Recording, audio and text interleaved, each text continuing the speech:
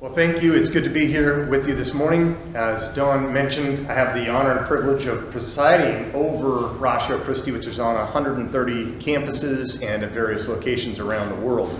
Our mission is to equip students and professors with historical, philosophical, and scientific reasons for following Jesus. And among those various issues, this issue of critical race theory or critical theory more broadly is up at the top of the charts right now.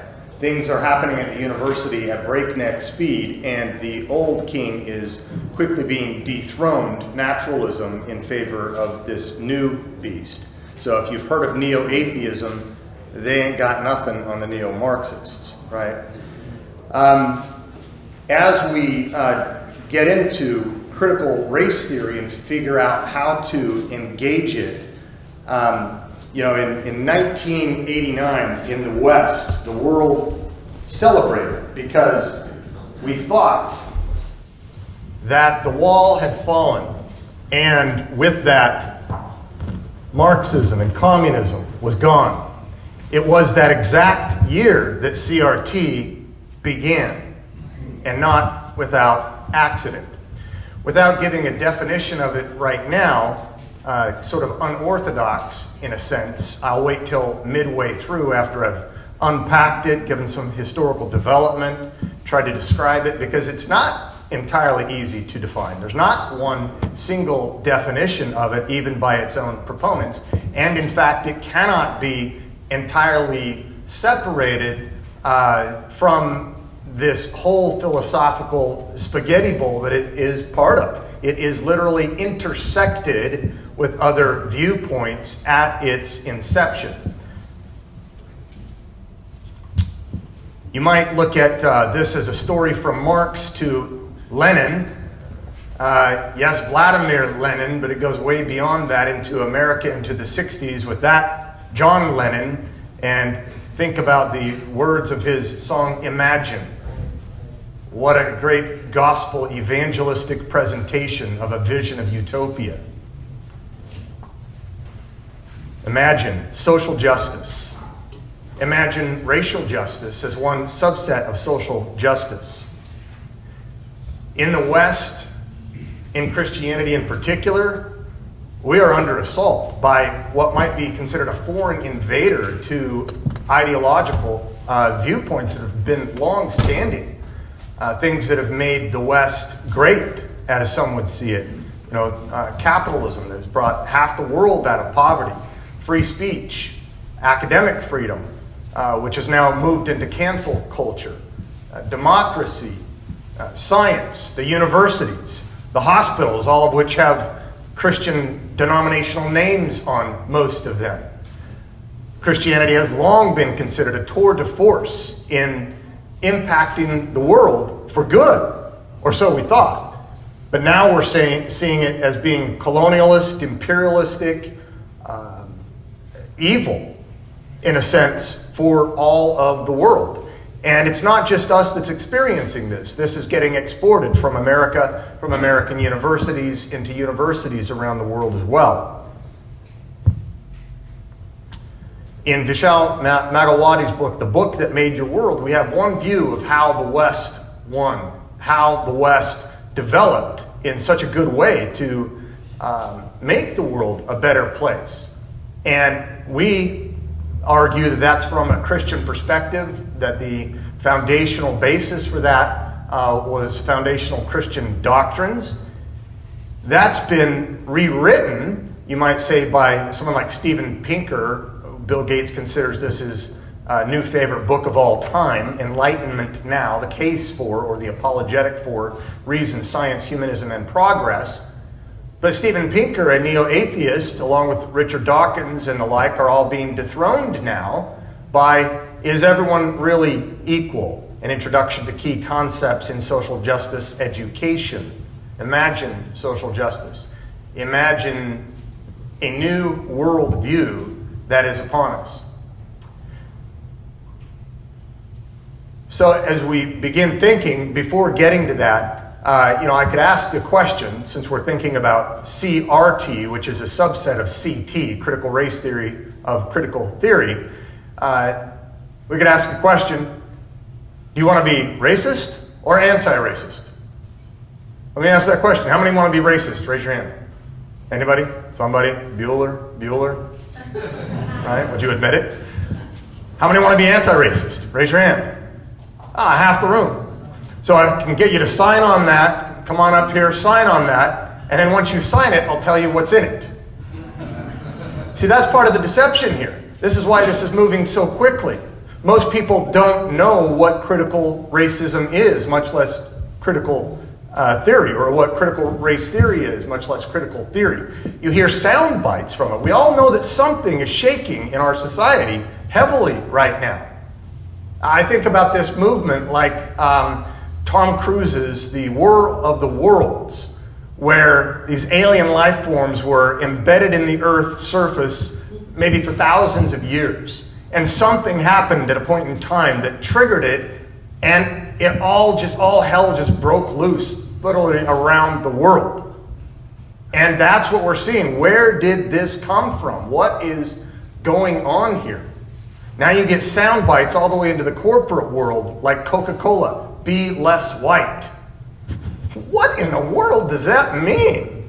I mean, it seems sort of mean, doesn't it? Well, it's derived from Robin DiAngelo's writings, the best-selling author of White Fragility. She's made it into the corporate world. And those who do know the term critical race theory often misunderstand it. I had a debate with the president of an academic society, a Christian one, who was defending on social media tenets of critical race theory. And he then admitted that he didn't really even know what it was. A friend of mine who is a black pastor and runs in some circles that I run in was endorsing critical race theory books. And when I met with him to talk about this, he told me he had never heard of critical race theory or critical theory. We were recently canceled at one university by another campus ministry organization, and when I and some of my national leadership met with theirs to discuss this, whether we want to be part of cancel culture or a solution to it, they admitted that they didn't even really know what critical theory or critical race theory was. How can we fight this thing if we don't know what it is? The Apostle Paul told us that we need to beware of false philosophy, which presupposes that we first need to be aware of what false philosophy is. And this is a subtle philosophical entry, infiltration at every level, every strata in our country and in civilization right now. What we're seeing is nothing short of a cultural revolution. And we need to listen. Epictetus, the Greek philosopher, said we have two ears and one mouth for a reason, so that we listen more. So we want to give kind of a history. As George Santayana said, those who don't remember history are condemned to repeat it. What is Marxism and why does it matter? Well, it matters a lot. We experience its effects every day. We don't even realize it. We don't need to know who Marx was. We don't need to know what Marx's teachings were to be experiencing it. Ideas have consequences. And not only to be consuming it in our experience, but also turning out to be producing it without realizing what we're producing. Marxism is an ideology built upon the 19th century German philosopher Karl Marx. His philosophy had various versions to it. You had Mao, Chairman Mao Zedong in China. You had Lenin, the Russian Revolution. I just got that flag from my wife's play she directed, Anastasia, at the local high school. And I said, I need that flag. I've got a presentation coming up. The Russian Revolution, Stalin, Mao, North Korea, Cuba, Venezuela, on and on and on. Under that regime, 100 million or more lost their lives, making Hitler turn over in his grave. The Germans lost. The German people apologized. They realized what they did was wrong. The Russians won. There was never an apology. And they've gotten away with murder. This ideology is deeper than you realize. Next to the Bible, the Communist Manifesto is the most sold book in human history. We would be incredibly naive to think that it died in 1989. Marx authored that and the Das Kapital. When I first read Das Kapital in a Marxist course in grad school at Purdue, I got it. I felt the bleeding heart that Marx felt, going through the Industrial Revolution at the time and seeing some of the squalor and the system and the pain and the poverty. You could see it happening in Russia, the nobility, the feudal system, the serfs, the peasants, the French Revolution, which Marx looked at and just loved, salivated, as did Lenin. You get why people want to revolt, and they want change, and they want hope in certain situations. Marx once said that philosophers have only interpreted the world in various ways, but the point is to change it. Marx was an activist, not just a theorist. He was also another A word, which I won't use here. I'll just say he was a bum. Marx couldn't take care of his own checkbook. He never really had a job much of his life. He lived off the charity of his own family. His dad was a Jew, converted to Protestantism to continue his business. His mom was a Protestant, all nominal. Of course, Marx became an atheist early on. He lived off the charity of his parents. He lived off the money of his co-author, Engels. His wife's mother provided her with a maid, and he slept with her, sired a child, and occasionally allowed the child to visit his mother. It was terrible to his own family. Several of his own children committed suicide. Marx was not a good man.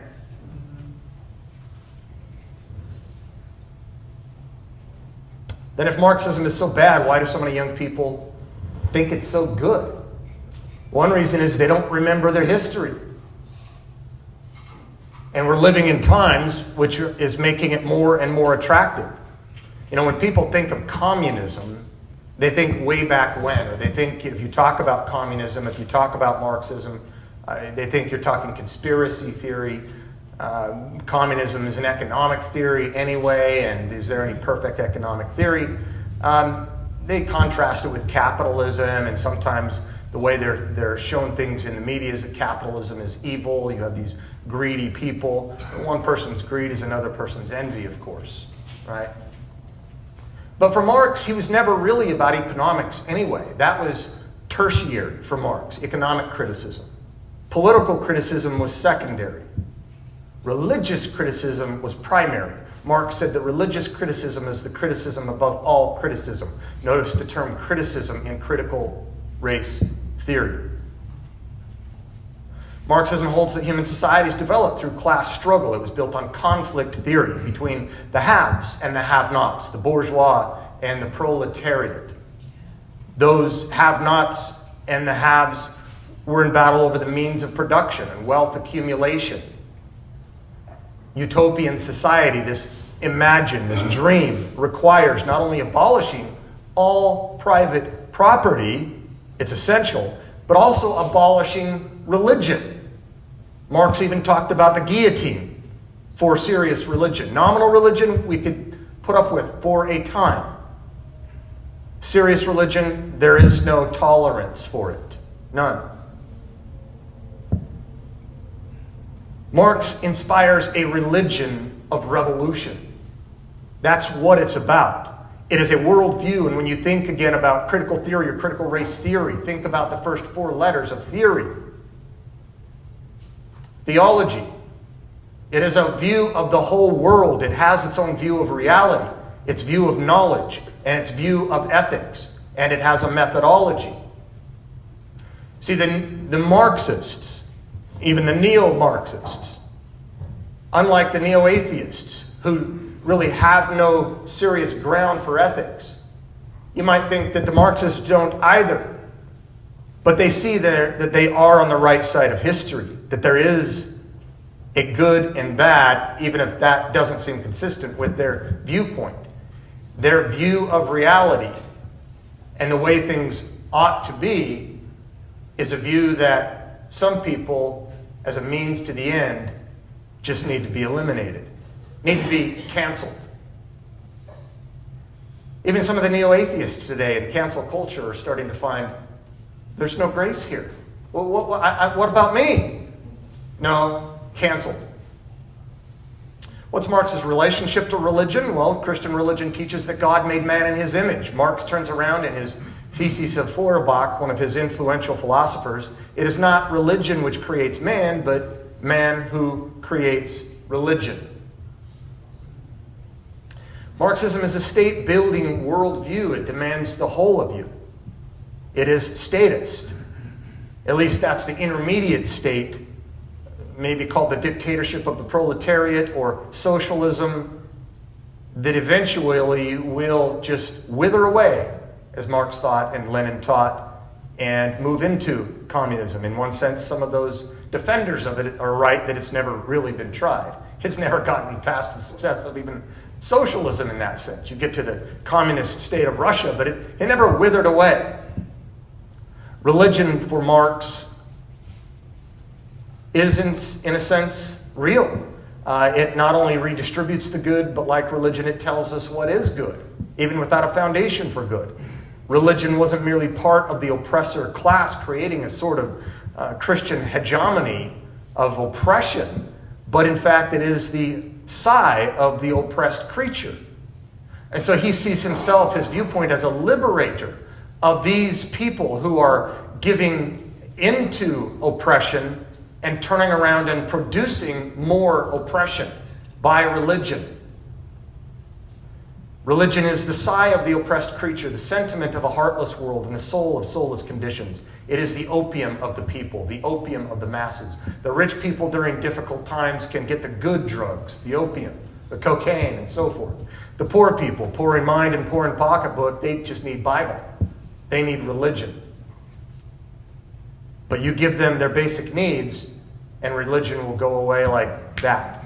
Religion is only there because of socioeconomic oppression. But if you redistribute the wealth, religion is no longer needed. The paper that I published near my end of grad school at Purdue on Marx's view of knowledge, I discuss how Marx saw religion as illusory, as some sort of knowledge or epistemic defect or cognitive dysfunction that religious people have. God is not real, so it's like shooting air balls when we pray, right? It's delusional, the God delusion, Richard Dawkins.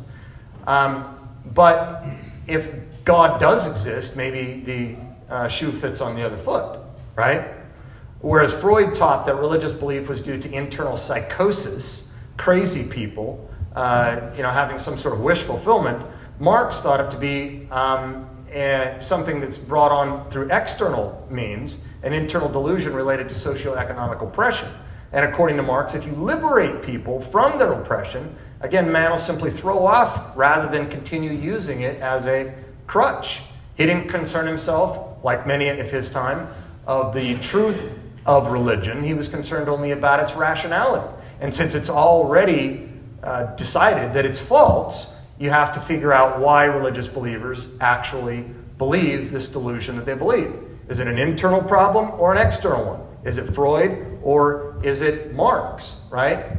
But one cannot say that another viewpoint is irrational unless and until one first presupposes an answer to the ultimate question, that is God's existence. If God exists, then the person who is irrational, cognitively defective, not playing with a full deck, is the other person. But Marx already decided that, and by the end, the ethic was workers of the world, unite. Right? Marx wasn't about reformation, he was about revolution.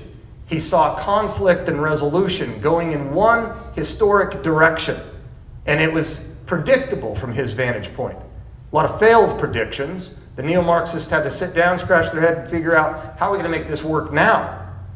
But if the problem is social oppression, then the solution is liberation. Well, again, cultural Marxism, the new Marxism, neo-Marxism, critical theory, didn't die in the Cold War in 1989. It was just beginning. The last 6 months I've been in a revolution study group, mostly with attorneys. And we've been reading through all the major writings, from Lenin to Mao to Marx, the French Revolution, which was just absolutely horrific, wanting to get rid of the nobility, get rid of the priests, get rid of all semblance of God, and begin in 1791 with a new calendar to get rid of BC and AD. It was a bloody revolution. They were all very bloody. But there were two failed revolutions along the way, and they were the German and Italian revolutions. And they only failed because these globalist socialists, Marxists, were overcome by national socialists, Nazis, in Germany and Italy. But their leaders and their ideas continued on to what might be the greatest revolution ever. The taking over of something like America and the West from the inside out. And so you can think about this term cultural Marxism as synonymous to neo-Marxism, to critical theory, to political correctness, identity politics, social justice. If those are like socks, throwing them on a wall, if one sticks for you, that's probably in the ballpark of what we're talking about. I'm going to skip that.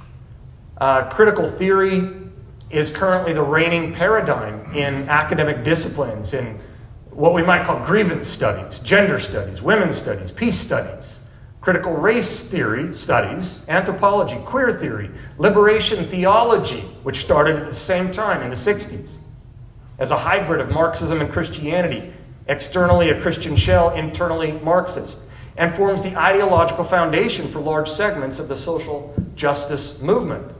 You can characterize it. That's helpful. Again, there's a view of reality, of human nature and relations, a view of knowledge, how we come to know, and then a view of the good life. What is real? How do I know what is real? And how should I then live based on what I know about reality? Individual identity. We don't think about individuals now. We think about the collective, group identity, right? It's all about power dynamics. Individual identity is inseparable from group identity as oppressed and oppressor. Oppressor groups subjugate oppressed groups through the exercise of hegemonic power, a way of controlling the ideology through narratives, through language, discourse, the normative values, the beliefs of a culture. And our fundamental moral duty is freeing oppressed groups from their oppressors. And how do we come to know these things? Not by science, not by data, not by evidence per se, but by lived experience, by stories, by anecdotal appeals to sympathy, appeals to pity. Lived experience is more important than objective evidence in understanding oppression. Oppression groups hide their oppression under the guise of objectivity. When I toured several universities about a year ago with an atheist author who wrote the manual for creating atheists, and we were allies together on this issue of viewpoint diversity and trying to cancel culture. We had one group that tried to cancel us and called us logical fascists. The Marxists always hated the fascists. Stalin didn't like Hitler. Anti-fascism, Antifa. Now you get where it's coming from. Oppressor groups hide their oppression under the guise of objectivity. Talking facts, that's just Western colonialization, imperialization, trying to keep your power. It's all about power dynamics. Individuals at the intersection of different oppressed groups experience oppression in a unique way. And this doctrine of intersectionality was developed 1989, 1991 at the foundation of critical race theory, in part of critical race theory. And that's why it can't be completely separated. The Frankfurt School in Germany, that's where the neo-Marxists got together, scratched their head in the 20s, saying, what are we going to do here? Marxist predictions didn't come to pass, but we know that it was right. It was in the ballpark somewhere. They were called the Frankfurt School of Critical Theory. It's where it comes from. Most of the founders were both globalist socialists, Marxists, and also Jews. Bad place to be in 1933 at the rise of the National Socialist Party. They had to get out of there, went to Geneva, and then quickly went to America. Ensconced in Columbia University and Brandeis University, and then onto the West Coast in the UC system. developing their books and tracts. It became very, very influential right in time for the 1960s student protests across the world and in America and the sexual revolution. And Antonio Gramsci, the Italian Marxist leader, imprisoned in his prison notebooks, is where we get the idea of cultural Marxism, the infiltration of institutions in the West rather than radical, violent revolution, which cannot happen. You need to go after the non-coercive institutes of education and religion. Are we seeing that? Interestingly, Gramsci's most authoritative translation in our time was translated by the president of the International Gramsci Society, Joseph Buttigieg, Mayor Pete Buttigieg's father, Notre Dame. He talks about this as a war of position, not a war of movement. A war of movement is radical revolution. It's a frontal attack. It can't really happen in the West because of the cultural issues, the moat around the castle, so to speak. But once you've ensconced in the right areas and you've taken over enough in the war of position, in the trench warfare, then the war of attack, of movement, is decisive. How did it take root in America? Well, critical theory, you just criticize everything in Western culture.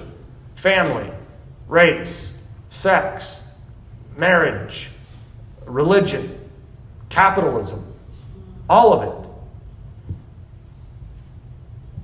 it. In Eros and Civilization, Marcuse talked about polymorphous perversity. He wrote about this stuff. He was looked at as the faculty advisor of the sexual revolution.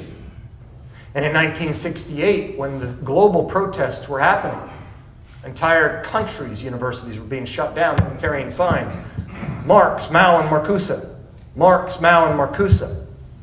Marcuse's doctoral student was Angela Davis, one of the early founders in critical race theory. She got the Lenin Award from Russia. She's a professor in one of the UC systems.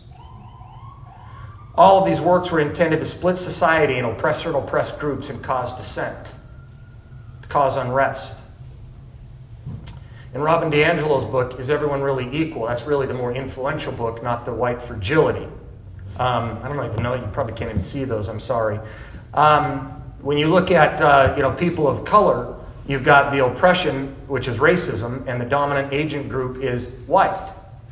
You've heard of white privilege. Privilege entails power, right? It's always about power dynamics. Now there's a thing called brown privilege, the intermediate group between white and black. No, it's not gray. Brown privilege. Peoples of color who are non-black who have unearned societal benefits as well. There's this atomistic dividing amongst race and even spectra of color. Classism, the owning class, sexism, cis men. In the area of sex, heterosexism, heteronormativism, some things that the Black Lives Matter movement condemned, if you remember. Heterosexuals are the dominant oppressor group. Religion, Christians, ableism, the able-bodied, nationalism, citizens. Colonialism, white settlers. Again, there's a metaphysics, an epistemology, and an ethics, a view of reality, knowledge, and the good. Critical theory or critical race theory, now as we're getting more into it, has a method of subverting civilization through dividing groups. It's no longer about individuals, remember. The Marxists don't like the individuals. They don't like individual rights. They don't even like equality. They don't even like justice. Do not think that the rhetoric which says that it's a continuation of the 1960s civil rights movement is real. This is a repudiation of the 1960s of many of the good elements of the civil rights movement. A repudiation even of Martin Luther King's focus on the content of the character, not the color of the skin.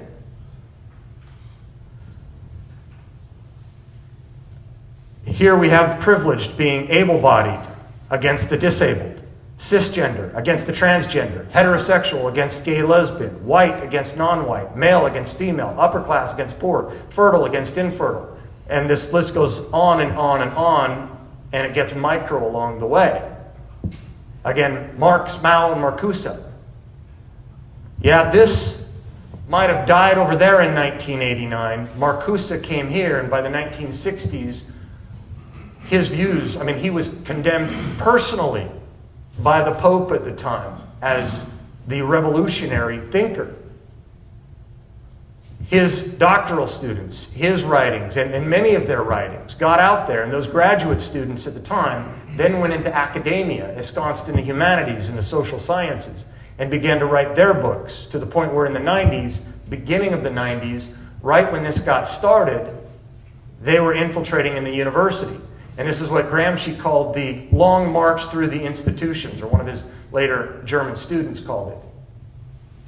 It's a very patient, methodical approach getting through the areas of influence. Now I understand that it's mandated here in Chicago schools at the elementary school level.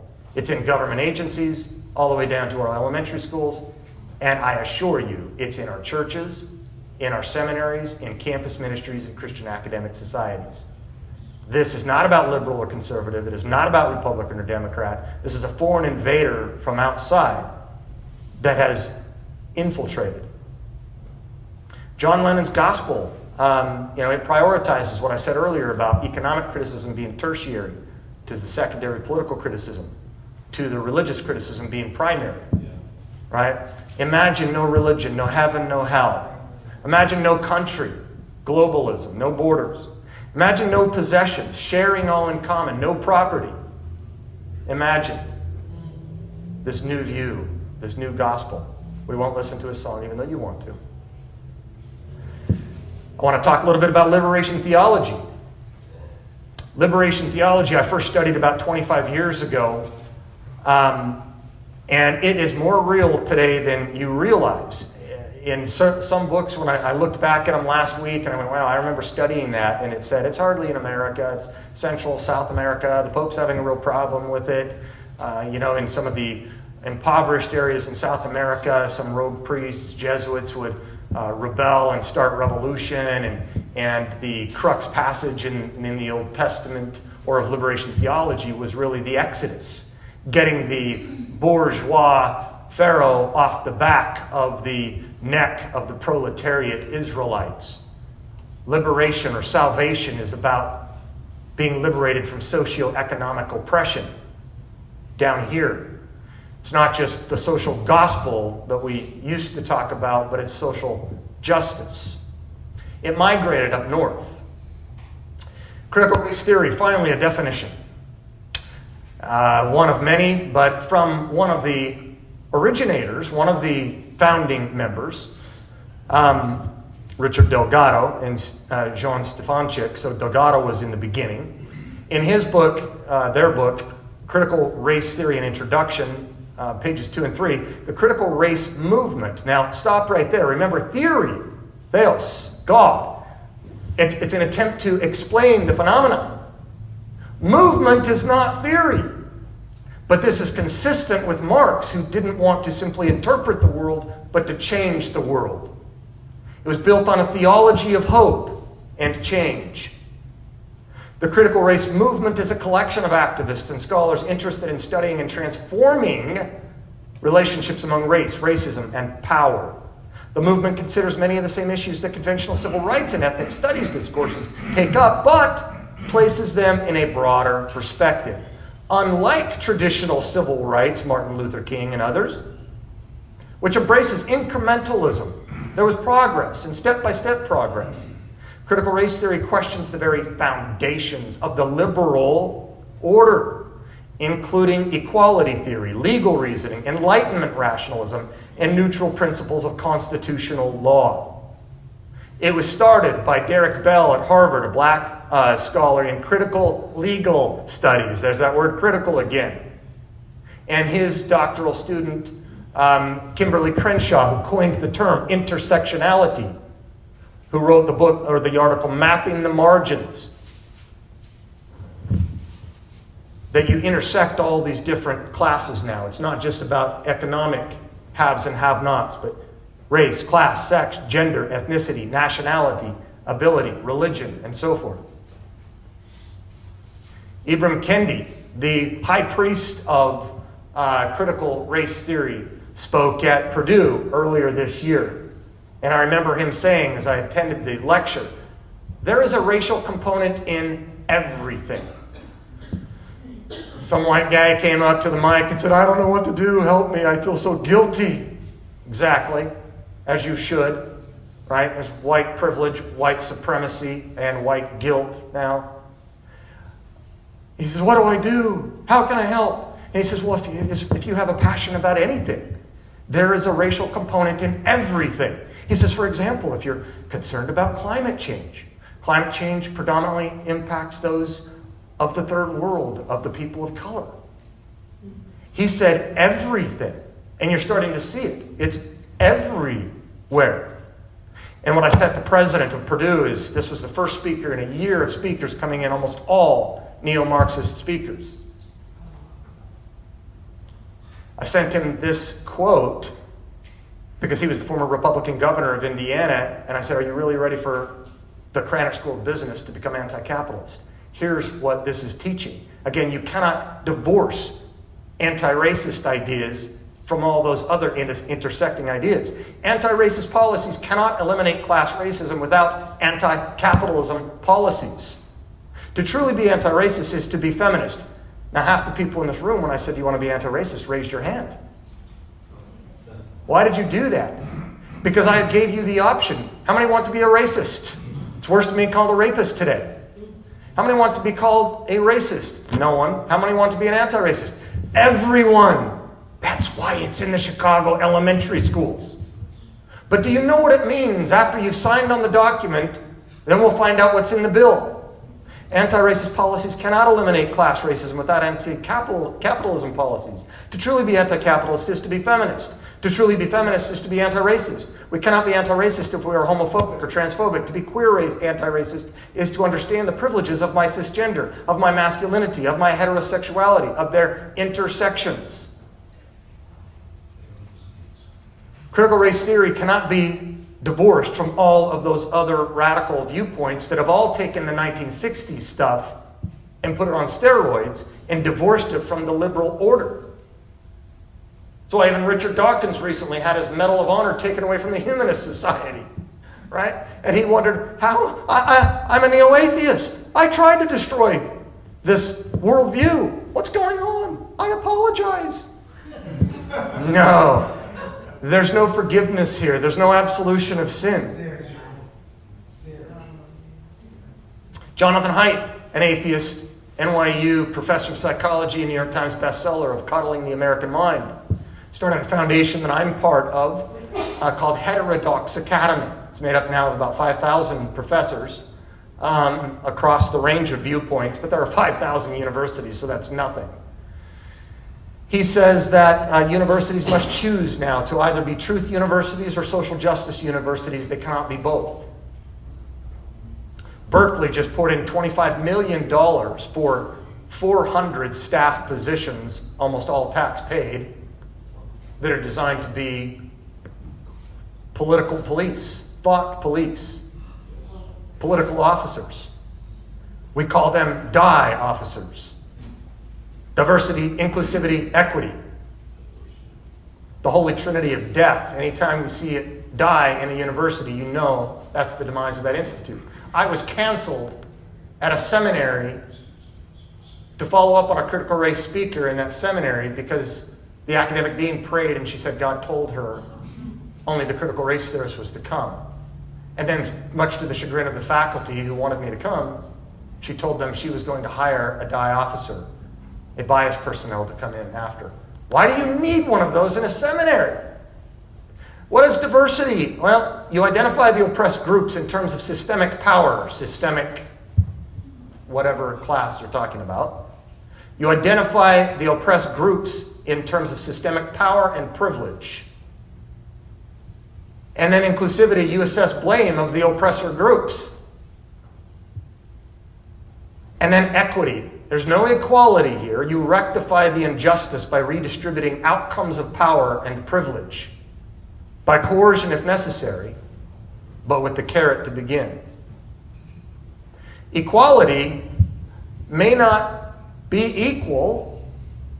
Not everyone is created equal in every respect, and that's not what the founders thought either. But more along the lines of equality of opportunity than outcome. But equity is far different. This stuff is about payback, this stuff is about revenge, and it's impossible. Only an omniscient being could figure out how to bring forth the reparative qualities necessary for all injustices everywhere, for every race, class, gender, etc., going back hundreds of years or thousands of years. I'm going to get rid of those. By the way, you can't see these. I quickly put those up there. These showed up for days on the Smithsonian Institute website talking about white privilege, and it was, hard work ethic, rationality, logic, terribly racist. They took it down quickly after a couple of days, but Rob and Angelo had something to do with that.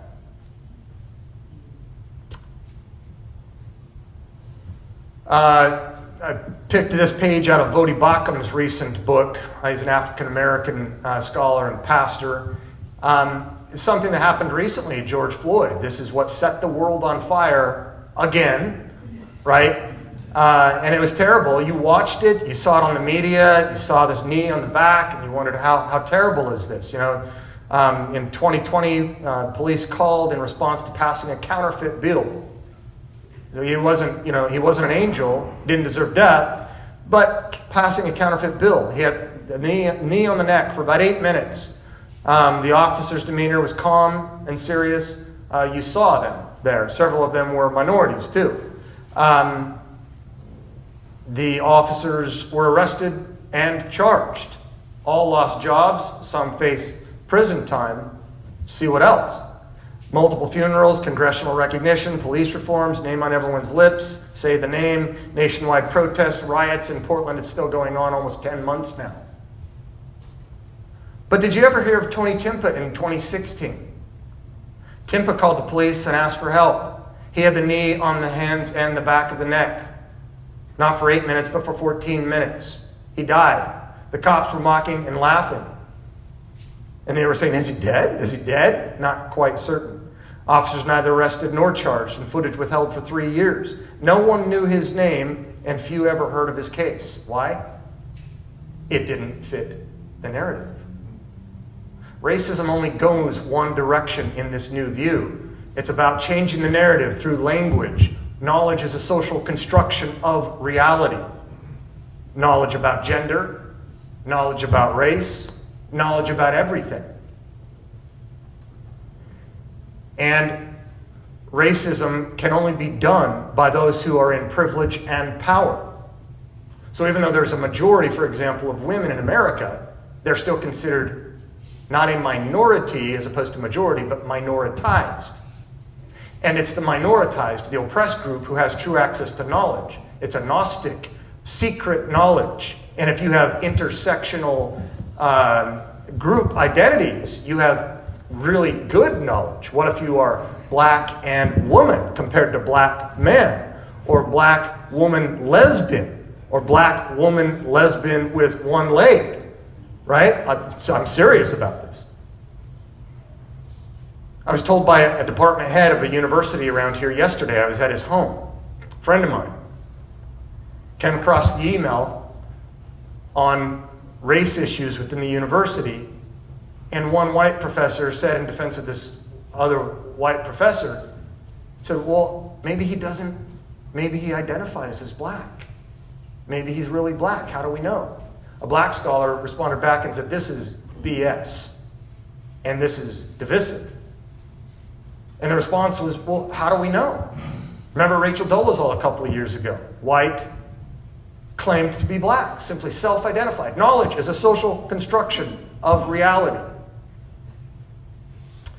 BLM got billions of dollars, and she recently bought several million-dollar homes. Of course, Marxists never live down in the tents with everybody else when they revolt, right? On the website and in an interview, she said, "We are trained Marxists." She was also a speaker at Purdue this past year, as was Robin DiAngelo, one of the first schools in the United States to sign the Chicago Statement of Academic Freedom. She said, "We disrupt the Western prescribed nuclear family structure requirement by supporting each other as extended families and villages that collectively are for one another, especially our children, to the degree that mothers, parents, and children are comfortable. We foster a queer affirming network. When we gather, we do so with the intention of freeing ourselves from the tight grip of heteronormative, as opposed to homosexual, thinking, or rather the belief that all in the world are heterosexual unless she, he, or they, see, whatever, disclose otherwise." This is not just a Black Lives Matter website. It's a critical race theory or critical theory website. It's subversive. It's disruptive to Western culture. Picture of this student was a classmate of mine, a peer of mine, sat next to me when I published that paper on Marxism. He's an anarchist. He cleans up well. He used to wear makeup on the eyes and knuckled hands and everything. Recently got tenure at a university in Texas and was being investigated by the Attorney General because he quoted something that was very similar to what Diderot, the French philosopher, quoted that inspired the French Revolution to go guillotine the nobility and the ecclesiological pastors. "I want the entire world to burn until the last cop is strangled with the intestines of the last capitalist." Diderot said, "Until the last king is strangled with the entrails of the last priest." "I want the entire world to burn until the last cop is strangled with the intestines of the last capitalist, who is strangled in turn with the intestines of the last politician." He carries an Antifa flag. Red for socialism, black for Antifa, anti-fascists. He cleaned up well. Many suit up well. Black liberation theology. This is from the founder in America as it came up through South America and Central America. James Cone recently died. He said, "There can be no theology of the gospel which does not arise from an oppressed community. The God of the oppressed takes sides with the black community. God is not colorblind in the black-white struggle, but has made an unqualified identification with blacks. The revolutionary context requires only one principle which guides the thinking and action of black theology, an unqualified commitment to the black community."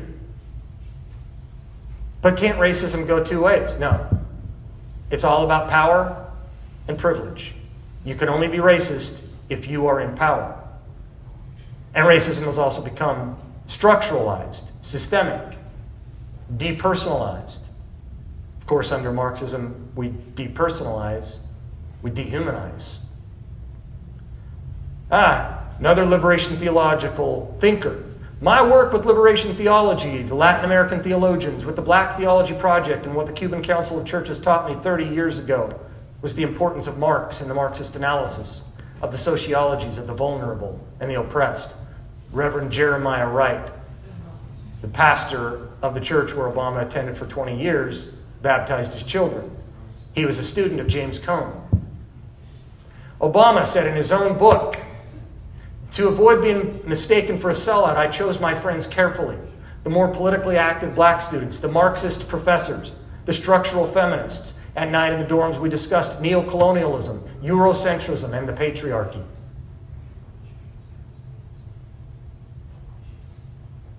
The Reverend Dr., now Georgia Senator, Raphael Warnock, did James Cone's eulogy and was Cone's PhD student.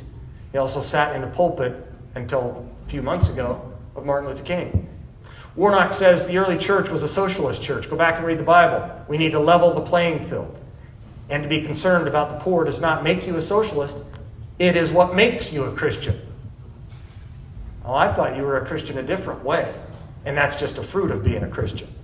And it means that you believe everybody is a child of God. Oh, I thought you had to receive Christ in order to become a child of God. He then said in a tweet, quickly deleted recently over Easter, The meaning of Easter is more transcendent than the resurrection of Jesus Christ. Whether you're a Christian or not, through the commitment of helping others, we are able to save ourselves. Liberation theology is not Christian. Social justice, in most of the forms represented, is not Christian. And oftentimes, it's the height of injustice. Again, there's the definition. In the 60s, when some in Europe carried the banner Marx, Mao, and Marcuse, some in the good 60s black revolution carried signs. I am a man. I am a man. What that meant was I should be treated like everybody else. Look, for whatever failures there were in the founding documents prescribed the demise of slavery and the rise of the civil rights that always should have been there, and there are complications behind that we can get into at some other time. But Kimberly Crenshaw in 1989, when the wall fell, her together with Derek Bell wrote Mapping the Margins on Intersectionality, Identity Politics, and Violence Against Women of Color. She says, basically, no, you are a black man. And by the way, black men are also violent against black women. And I don't even like the term women because it contains men. Right? Persons contains son.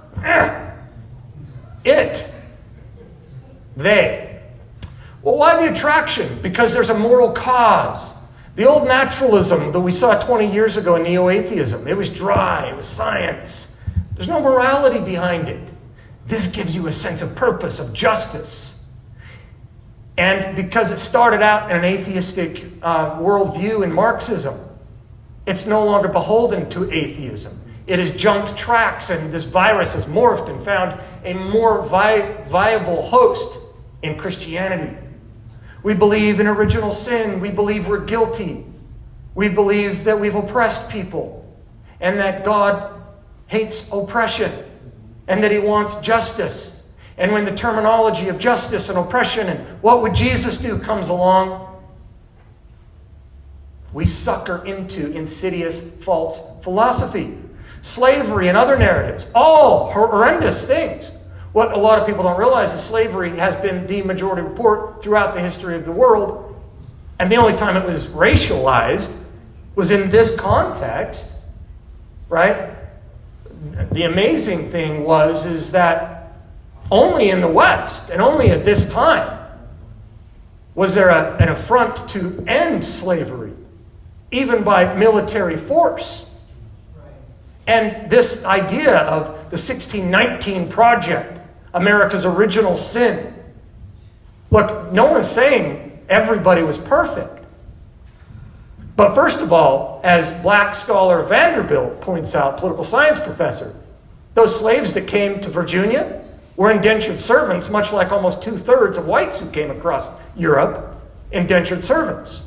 The way you interpret a lot of the slavery in the Old Testament was similar to that. Things got bad over time with many of them.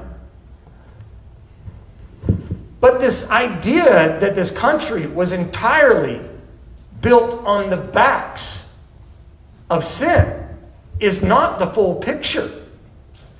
300,000 people gave their lives. And talk about generational poverty. What about their children left without a breadwinner who live now in West Virginia, in some of the poorest regions in the country? Who's going to pay them back?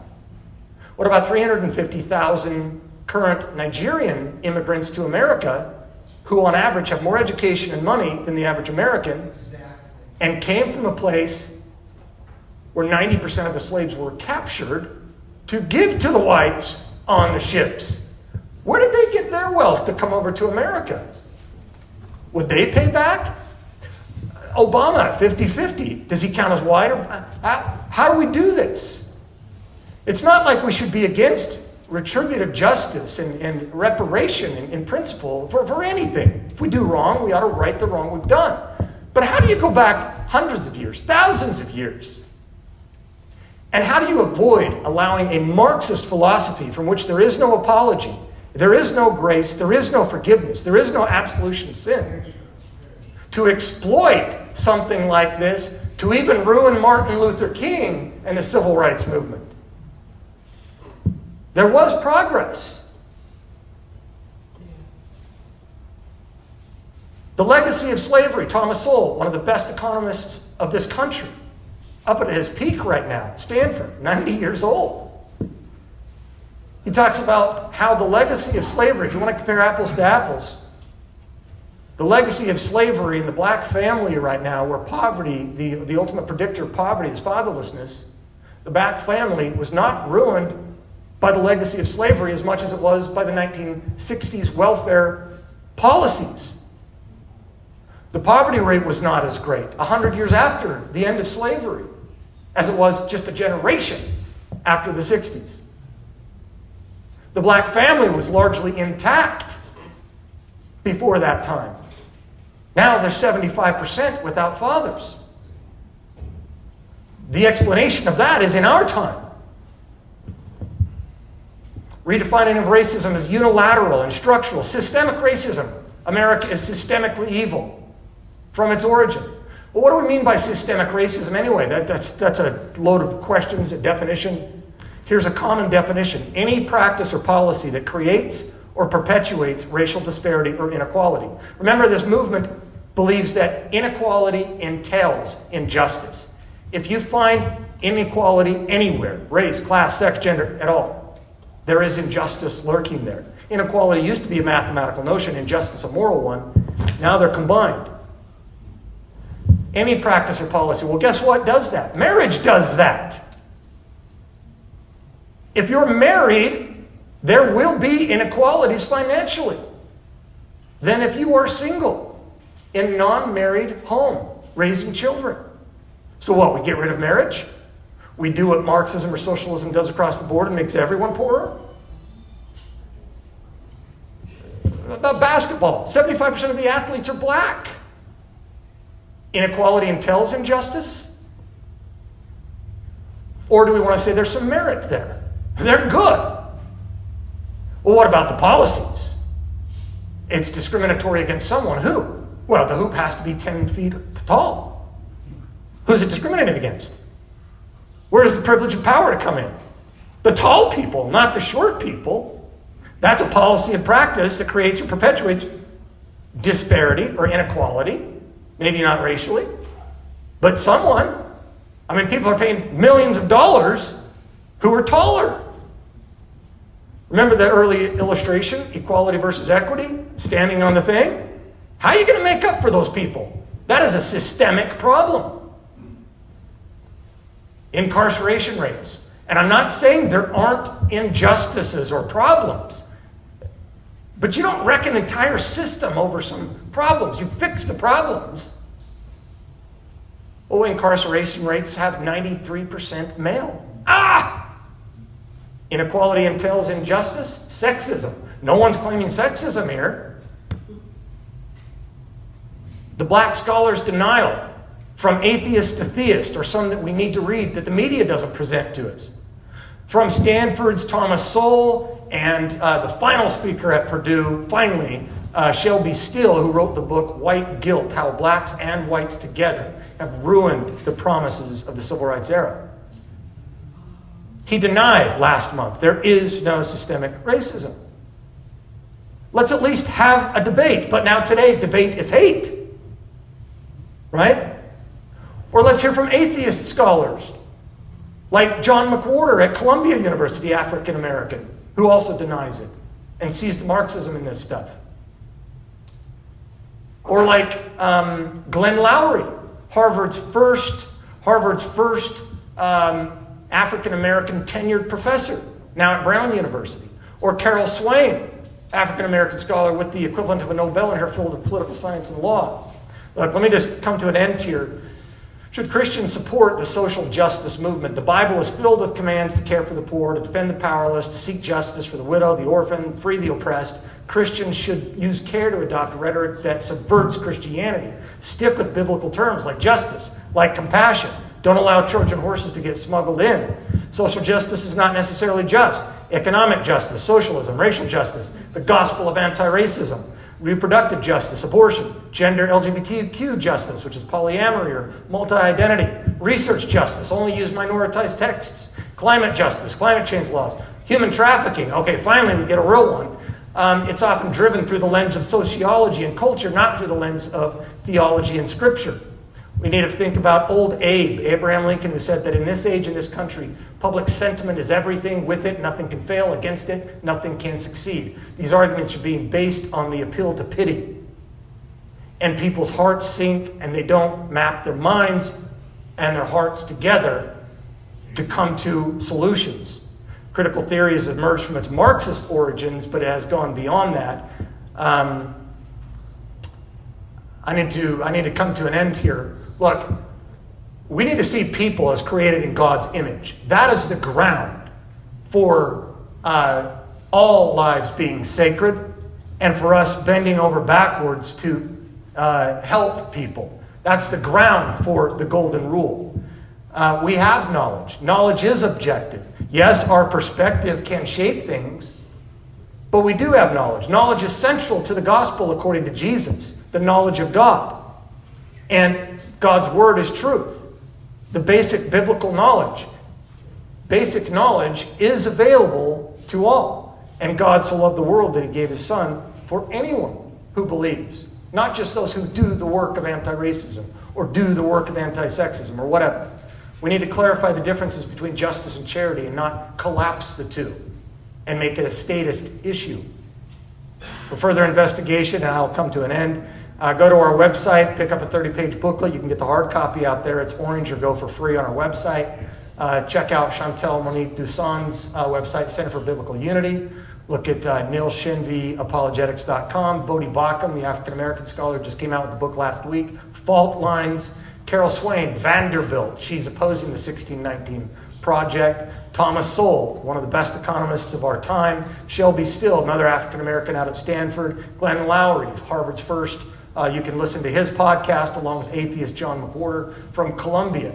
These are bright, academically rigorous people, African-Americans, who are not going with the narrative. Of course, they're going to be called people who are lacking liberational consciousness or have some kind of internalized oppression. So they're going to be written off as well, because there is a narrative, and we don't want logic to come into this. We need to buy the narrative. We don't need to buy the narrative. The narrative subverts the Bible. It subverts Western civilization. Thank you.